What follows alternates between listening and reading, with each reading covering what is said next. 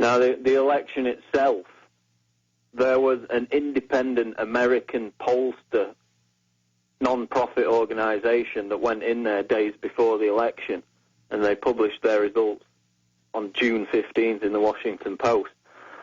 They found, through their polls prior to the election, that Ahmadinejad was leading by more than a 2-to-1 margin.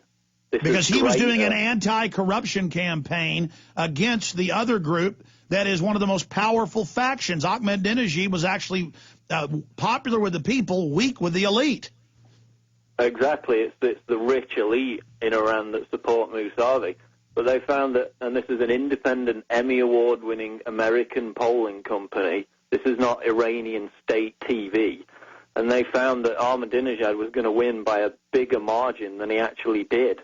And in fact, his strongest voting bloc was people aged from 18 to 24.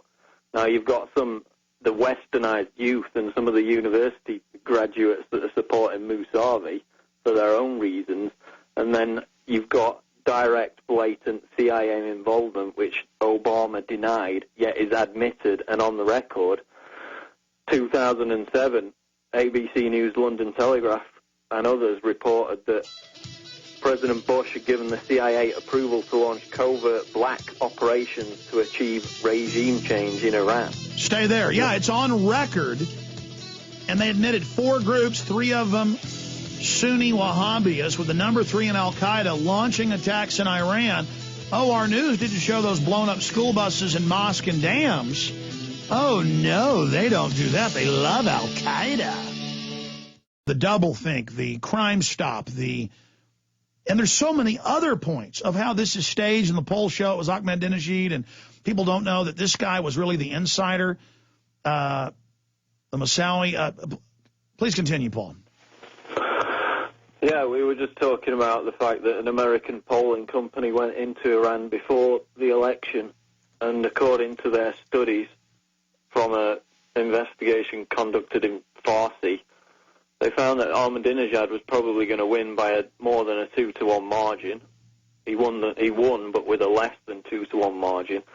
Now, before the polls had even closed, Mousavi was out in the media saying that he'd won, not only before they'd finished counting the votes, but before the polling had even closed, because it ran over by a few hours, it ran late.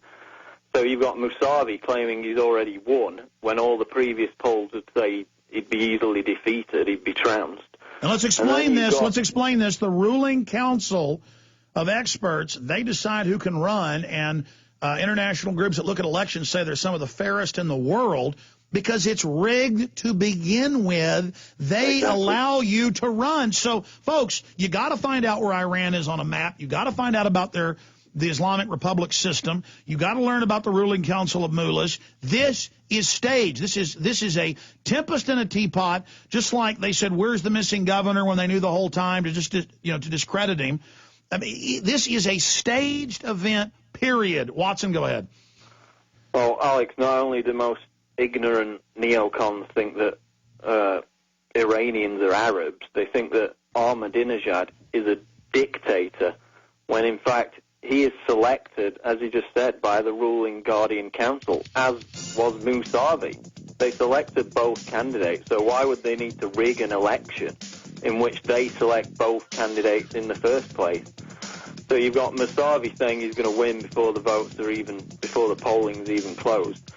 Then you've got these SMS messages, these text messages being sent to Iranians also before the polls have closed, as well as Twitter accounts. Yeah, stay there. We're going to break the rest of it down and then get other guests on in 5 minutes.